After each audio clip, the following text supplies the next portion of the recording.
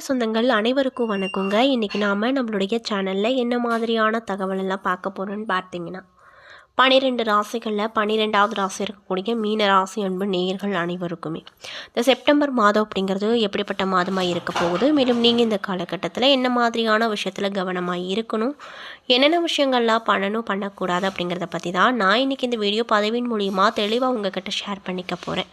இந்த பதிவில் சொல்லக்கூடிய ஒவ்வொரு தகவலுமே கண்டிப்பாக உங்களுக்கு பயன் தரக்கூடிய தகவலாக தான் இருக்க போகுது. ஸோ வீடியோ ஸ்கிப் பண்ணாமல் தொடர்ச்சியாக பாருங்கள், அப்போ தான் உங்களுக்கு புரியுங்க. மேலும் உங்களுக்கு மீனாட்சி அம்மனை ரொம்ப ரொம்ப பிடிக்கும் அப்படின்னா அந்த வீடியோக்கு ஒரு லைக் பண்ணிவிட்டு, உங்களுடைய ஆள் மனதில் நிறைவேறாத விஷயங்கள் அப்படின்னு சொல்லிட்டு நிறையவே இருக்கும், அதில் ஏதோ ஒரு விஷயம் நடக்குன்னு சொல்லி மனதார வேண்டிட்டு நம்மளுடைய கமெண்ட் பாக்ஸில் மீனாட்சி அம்மனுக்கு போற்றி அப்படின்னு சொல்லி மறக்காமல் பதிவிடுங்க. இந்த சமயத்தில் நீங்கள் அந்த அம்மனை நினச்சி இப்படி ஒரு விஷயம் பண்ணும்போது கண்டிப்பாக நீங்கள் என்ன விஷயம்லாம் நடக்குன்னு சொல்லி மனதார நினைக்கிறீங்களோ அந்த விஷயங்கள் அனைத்தையுமே அந்த அம்மன் நிச்சயமாக உங்களுக்கு நடத்தி கொடுப்பாங்க. ஸோ நம்பிக்கையோடு இந்த ஒரு விஷயத்தை பண்ணி பாருங்கள். மேலும் இது போன்ற ஆன்மீகம் சார்ந்த வீடியோக்களெல்லாம் நீங்கள் முழுசாக பார்த்து தெரிஞ்சுக்கணும் அப்படின்னு ஆசைப்பட்டேன். நம்மளுடைய சேனலை மறக்காமல் சப்ஸ்கிரைப் பண்ணிவிட்டு கீழே இருக்கும் பெல்லைக்கானையும் மறக்காமல் கிளிக் பண்ணுங்கள். அப்போ தான் நம்ம சேனலில் போடுற ஒவ்வொரு வீடியோவுமே நோட்டிஃபிகேஷனாக உங்கள்கிட்ட உடனுக்குடனே வந்து சேரும். ஸோ இப்போ வாங்க நம்ம வீடியோக்குள்ளே போய் முழுசாக பார்த்து தெரிஞ்சுக்கலாம்.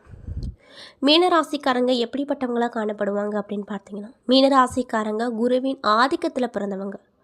மேலும் அடுத்தவர்களுக்கு ஒரு கஷ்டம் அப்படின்னா முதல்ல உதவக்கூடியவர்களாக தான் இந்த மிதுன ராசி என்பவர்கள் காணப்படுவாங்க.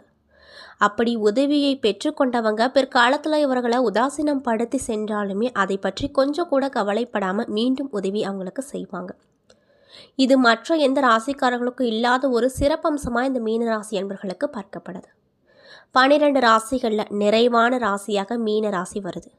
குருவின் காரகத்துவம் பெற்ற ராசி அப்படிங்கிறதுனால தூய்மையும் வாய்மையும் மிக்க நல்லவராக இவங்க கண்டிப்பாக இருப்பாங்க. மீனராசிக்காரர்களின் பலம் இவர்கள் நல்லவராக இருப்பது தான். பலவீனம் இவங்க மிகவும் நல்லவர்களாக இருப்பவர்களே தவிர வல்லவர்களாக இருக்க மாட்டாங்க. இதனால் வாழ்க்கையில் பல விஷயங்களை இழந்திருப்பாங்க. இருந்தாலும் கூட இது நாள் வரைக்குமே இப்படி இருந்துட்டேனே இனியும் இப்படி இருந்துடுவோமோ அப்படின்னு எப்பயுமே சொல்லவே மாட்டாங்க. மீனராசிக்காரங்களை பொறுத்த வரைக்கும் தன்னுடைய நண்பர்கள் உறவினர்களுக்கு உதவிக்கென்றே பிறந்தவங்க. மாணவ மாணவிகளின் கல்விக்கு உதவி செய்வாங்க. பெரும்பாலும் மீனராசிக்காரர்களாகவே இருப்பாங்க. மனசாட்சிக்கு கட்டுப்பாட்டோடு இருப்பாங்க. ஆசிரியர், யோகா மாஸ்டர், ஆன்மீக சொற்பொழிவாளர்கள் பலர் மீனராசிக்காரர்களாக தான் காணப்படுவாங்க. மேலும் விவசாயம், கால்நடை பண்ணை, கல்வி நிலையம் ஆகியவற்றில் வைத்து ஏற்ற நிலையை பார்ப்பாங்க. அது மட்டும் இல்லாமல் கலைத்துறையில் பொறுத்த வரைக்கும் திரை கதாசிரியர், கேமராமேன் போன்ற பின்னணியிலிருந்து வெற்றி பெறக்கூடிய நபர்களாகவும் இருப்பாங்க. மேலும் மீன ராசிக்காரங்களை பொறுத்த வரைக்கும் வணங்க வேண்டிய தெய்வம் யாருன்னு பார்த்தீங்கன்னா சிவபெருமான் மற்றும் தட்சிணாமூர்த்தி அப்படின்னு சொல்லப்படுது. மேலும் உங்களுக்கு ஏற்ற நிறம் மஞ்சள். இவர்கள் தங்களின் 27வது வயதிலிருந்து முன்னேறி 40 வயதுக்குள்ளே வீடு, மனைவி, மக்கள் என செட்டில் ஆகிடுவாங்க அப்படின்னு சொல்லப்படுதுங்க. இப்படிப்பட்ட அன்பு நேயர்களுக்கு இந்த 15ஆம் தேதிக்கு பிறகு சில பல நல்ல விஷயங்கள்லாம் அவங்க வாழ்க்கையில் பார்க்க போகிறாங்க. அந்த விஷயங்கள்லாம் என்ன, மேலும் நீங்கள் இந்த காலகட்டத்தில் என்ன மாதிரியான விஷயங்களில் கவனமாக இருக்கணும், என்னென்ன விஷயத்தில் ரொம்ப ஜாக்கிரதையாக இருக்கணும் அப்படிங்கிறத பற்றி தான் நான் இன்றைக்கி உங்ககிட்ட ஓப்பனாக ஷேர் பண்ண போகிறேங்க. இந்த பதிவில் சொல்லக்கூடிய ஒவ்வொரு தகவலுமே உங்களுக்கு ரொம்பவே பயன் தரக்கூடிய தகவல்களாக தான் இருக்கக்கூடுங்க. ஸோ வீடியோவை ஸ்கிப் பண்ணாமல் பார்த்தீங்க அப்படின்னா தான் புரியும். ஸோ வீடியோவை ஸ்கிப் பண்ணாமல் தொடர்ச்சியாக பாருங்கள். அது மட்டும் இல்லாமல் மீனராசி அன்பு நேயர்கள் இந்த பதிவை பார்க்குறீங்க அப்படின்னா நான் சொன்ன விஷயம்லாம் உங்களுக்கு மேட்சாக இருந்துச்சுன்னா நம்மளுடைய கமெண்ட் பாக்ஸில் கரெக்ட் அப்படின்னு சொல்லி மறக்காமல் பதிவிடுங்க. ஸோ இப்போ வாங்க நம்ம வீடியோக்குள்ளே போய் முழுமையாக பார்த்து தெரிஞ்சுக்கலாம். மீனராசி என்பவர்களுக்கு இந்த 15ஆம் தேதிக்கு பிறகு எப்படி இருக்க போகுதுன்னு பார்த்தீங்கன்னா, துன்பங்களோ துயரங்களோ ஒரு நல்ல முடிவுக்கு வரும். ராசியில் உள்ள வக்ர சனிக்கு 2 மற்றும் 9ஆம் அதிபதியான செவ்வாயின் பார்வை கிடைக்குது. இதனால் திடமான நம்பிக்கையும் தெம்பும் உற்சாகமும் அதிகரிக்கும். செய்த தர்ம தலை காக்குங்க. முயற்சிகளில் முன்னேற்றத்தில் ஏற்பட்ட தடைகள் தாமதங்கள் அப்படிங்கிறது கண்டிப்பாக விலக போகுது. உண்மையான உழைப்பிற்கான பலன்கள் உங்களுக்கு கண்டிப்பாக இந்த நேரத்தில் கிடைக்கும். அதில் எந்த ஒரு மாற்று கருத்துகளும் இல்லை அப்படின்னு சொல்லப்படுது. தடைப்பட்ட அனைத்து சுய பலன்களுமே தேடி வரப்போகுது. வீட்டில் சுப நிகழ்வுகள் நடைபெற்று ரொம்பவே மகிழ்ச்சிகரமாக இருப்பீங்க. பழைய கடனை அடைத்து புதிய வாழ்க்கைக்கு அஸ்திவாரம் அமைப்பீங்க. நடுத்தர வர்க்கத்தின் வருமானம் அப்படிங்கிறது உயரக்கூடுங்க. மேலும் வேலை இல்லாதவர்களுக்கு திறமைக்கேற்ற வேலை கிடைக்கும். தொழிலில் உண்டான நெருக்கடிகள் நீங்கும். அது மட்டும் இல்லாமல் தாய் தந்தையரின் விருப்பங்களையும் அவர்களுக்கு செய்ய வேண்டிய கடமைகளையும் நிறைவேற்றுவீங்க. அது மட்டும் இல்லாமல் ஆடி மாத கிரக நிலைகளை ஆராய்ந்து பார்க்கும்போது உங்களுடைய ராசிநாதன் அப்படின்னு சொல்லக்கூடிய குரு 4வது இடத்துல அர்த்தாஷ்டம குருவாக சஞ்சரிக்கிறார். எனவே இதனால் உங்களுக்கு என்ன மாதிரியான நிகழ்வு நடக்கும்னு பார்த்தீங்கன்னா, ஆரோக்கியத்தில் கவனமும் தொழிலில் விழிப்புணர்ச்சியும் தேவை. 7.5 சனியின் ஆதிக்கத்தால் விரைய சனி நடைபெறுவதால் வரவை காட்டிலும் செலவு அதிகமாக இருக்கும். இரவும் பகலும் உழைத்து எதுவும் மிஞ்சவில்லையே அப்படின்னு கவலைப்படுவீங்க. உத்தியோகத்தில் இருக்கக்கூடிய மீனராசி அன்பு நேயர்களுக்கு சக பணியாட்களின் ஆதரவு அப்படிங்கிறது குறைய போகுது. சனி எத்தனையாவது சுற்று என்பதை பொறுத்தே எதையும் நிர்ணயிக்க முடியும் அப்படின்னு சொல்லப்படுதுங்க. மேலும் மிதுன ராசிக்கு சுக்கிரன் சென்றிருக்காரு. உங்களுடைய ராசிக்கு 3 மற்றும் 8 ஆகிய இடங்களுக்கு அதிபதி தான் இந்த சுக்கிரன். அவர் சுகஸ்தானத்திற்கு வரும்பொழுது துணிவும் தன்னம்பிக்கையும் குறையும். சகோதர வழி சச்சரவுகள் மீண்டும் தலை தூக்கலாம். அதனால பார்த்து கவனமாக இருங்க. வார்த்தைகளில் ரொம்ப கவனமாக நீங்கள் இருக்கணும். இன்னும் சிலருக்கு வாங்கிய இடத்தை விற்க வேண்டிய சூழ்நிலை கிடைக்க போகுது. ஆரோக்கிய தொல்லைகள் அப்படிங்கிறது இன்னும் ஜாஸ்தியாக இருக்கும். அடுத்தவங்களுக்காக பொறுப்பு சொல்வதை தவிர்த்து கொள்வது ரொம்ப நல்லது அப்படின்னு சொல்லப்படுது. மேலும் உங்களுடைய வீட்டிற்கு தேவையான விலை உயர்ந்த பொருட்களை வாங்குவதன் மூலமாக வீண் விரயங்களில் இருந்து விடுபட கண்டிப்பாக முடியும்.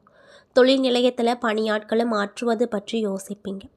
உத்தியோகத்தில் இருப்பவங்க உயர் அதிகாரிகளை பகைத்து கொள்வதால் பணி சுமை அப்படிங்கிறது அதிகரிக்கும். அதனால் பணி சார்ந்த விஷயத்தில் இப்போதைக்கு நீங்கள் எந்த ஒரு விஷயமும் பண்ண வேண்டாம் அப்படின்னு சொல்கிறாங்க. மேலும் கன்னி ராசிக்கு செவ்வாய் சென்றிருக்காரு. உங்களுடைய ராசிக்கு 2 மற்றும் 9 ஆகிய இடங்களுக்கு அதிபதி தான் செவ்வாய். அவர் சப்தமஸ்தானத்திற்கு வரும்பொழுது திடீரென வரவு அப்படிங்கிறது உங்களுக்கு கிடைக்குங்க. அது மட்டும் இல்லாமல் தெய்வ திருப்பணிகளில் ஆர்வம் அதிகமாக காட்டுவீங்க. சொத்துக்கள் வாங்குவது விற்பது பற்றி இந்த காலகட்டத்தில் அதிகமாக யோசனை வரும். வியாபாரத்தில் அதிரடியான மாற்றங்களை செய்ய முயற்சி எடுப்பீங்க. மேலும் உத்தியோகத்தில் இருக்கக்கூடியவங்களுக்கு இடையூறு செய்தவர்கள் தானாகவே விலகி போவாங்க. மேலும் உங்களுடைய பிள்ளைகளின் திருமணத்தை முன்னிட்டு சீர்வரிசை பொருட்களை வாங்கும் முயற்சி கைக்கூடி வரும். படித்து முடித்து வேலையில்லாமல் இருக்கும் பிள்ளைகளுக்காக இப்பொழுது வேலை வாய்ப்புகள் தானாகவே தேடி வரும். அது மட்டும் இல்லாமல் வாழ்க்கை துணைக்கு வேலை கிடைத்து உதறிய வருமானம் கிடைக்கப்பட்டு ரொம்பவே சந்தோஷகரமாக காணப்படுவீங்க. மேலும் கடகராசிக்கு புதன் சென்றிருக்காரு. உங்கள் ராசிக்கு 4 மற்றும் 7 ஆகிய இடங்களுக்கு அதிபதி தான் புதன். அவர் பஞ்சமஸ்தானத்திற்கு வரும்பொழுது குடும்பத்தில் சுப காரியங்கள் நடக்கும். கல்யாண பேச்சுவார்த்தைகள் முடிவாகி இல்லத்தில் மங்கள ஓசைகள் கேட்குங்க. பூர்வீக சொத்துக்களை விற்று புதிய சொத்துக்கள் வாங்கலாமா அப்படின்னு யோசிப்பீங்க. உத்தியோகத்தில் உங்கள் திறமை பழிச்சிடும். உங்களிடம் ஒப்படைத்த பொறுப்புகளை சிறப்பாக செய்து முடித்து பாராட்டுகளை பெறுவீங்க. வாடகை கட்டிடத்தில் நடைபெற்ற தொழிலை சொந்த கட்டிடத்திற்கு மாற்றும் முயற்சி கைகூடி வரும். வாங்கிய கடனில் ஒரு பகுதியை கொடுத்து மகிழ்ச்சியாக இருப்பீங்க. அது மட்டும் இல்லாமல் பணியாட்கள் உங்களுக்கு பக்கபலமாக இருப்பாங்க. பிறருக்காக வாங்கி கொடுத்த தொகை இப்பொழுது உங்கள் கரங்களுக்கு வந்து சேரும். மேலும் அரசியல் களத்தில் இருக்கக்கூடியவங்களுக்கு மேலிடத்த ஆதரவு அப்படிங்கிறது கிடைக்குங்க. அதே போல் பொது வாழ்வில் ஈடுபட்டிருக்கக்கூடிய மீனராசி அன்பர்களுக்கு கேட்ட பொறுப்புகள் கிடைக்கும். தொழில் மற்றும் வியாபாரம் செய்பவர்களுக்கு தொடர்ந்து கடன் பிரச்சனை அப்படிங்கிறது இருந்துகிட்டு இருக்கும். அந்த விஷயங்கள் குறைய போகுது அப்படின்னு சொல்கிறாங்க. மேலும் உத்தியோகத்தில் இருக்கக்கூடியவங்களுக்கு மேலதிகாரிகளின் அன்புக்கு உங்களுக்கு அடிபணிவீங்க. மேலும் கலைஞர்களாக இருக்கக்கூடியவங்களுக்கு நல்ல வாய்ப்புகள் கிடைக்கும். அது மட்டும் இல்லாமல் பணி சார்ந்த விஷயத்தில் நீங்கள் இந்த காலகட்டத்தில் ரொம்ப பொறுப்போடு இருப்பது ரொம்ப அவசியமான ஒரு விஷயமாக பார்க்கப்படுதுங்க. ஏன்னா நண்பர்களே, இந்த பதிவுகளில் மீனராசி அன்பு நேயர்கள் அனைவருக்குமே இந்த செப்டம்பர் மாதம் எப்படிப்பட்ட மாதமாக இருக்க போகுது, என்னென்ன விஷயத்தில் நீங்கள் கவனமாக இருக்கணும், என்னென்ன விஷயங்கள்லாம் செய்யணும் செய்யக்கூடாது அப்படிங்கிறத பற்றி தெளிவாகவும் விரிவாகவும் நான் இன்றைக்கி இந்த பதிவின் மூலியமாக உங்கள்கிட்ட முழுமையாக ஷேர் பண்ணியிருப்பேன். இந்த பதிவில் சொல்லியிருக்கக்கூடிய ஒவ்வொரு தகவலுமே கண்டிப்பாக உங்களுக்கு பயன் தரக்கூடிய தகவலாக தான் அமைஞ்சிருக்கும். ஸோ வீடியோ பிடிச்சிருந்தால் லைக் பண்ணுங்கள், ஷேர் பண்ணுங்கள். அது மட்டும் இல்லாமல் இது போன்ற ஆன்மீகம் சார்ந்த வீடியோக்களெல்லாம் நீங்கள் முழுசாக பார்த்து தெரிஞ்சுக்கணும் அப்படின்னு ஆசைப்பட்டா நம்மளுடைய சேனலை மறக்காமல் சப்ஸ்கிரைப் பண்ணிவிட்டு கீழே இருக்கும் பெல்லைக்கானையும் மறக்காமல் கிளிக் பண்ணுங்கள். அப்போ தான் நம்ம சேனலில் போடுற ஒவ்வொரு வீடியோவும் நோட்டிஃபிகேஷனாக உங்கள்கிட்ட உடனுக்குடனே வந்து சேரும்.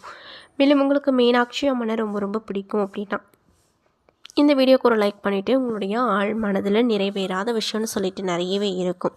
அதில் ஏதோ ஒரு விஷயம் நடக்குன்னு சொல்லி மனதார வேண்டிட்டு நம்மளுடைய கமெண்ட் பாக்ஸில் மீனாட்சி அம்மனுக்கு போற்றி அப்படின்னு சொல்லி மறக்காமல் பதிவிடுங்க. நன்றி.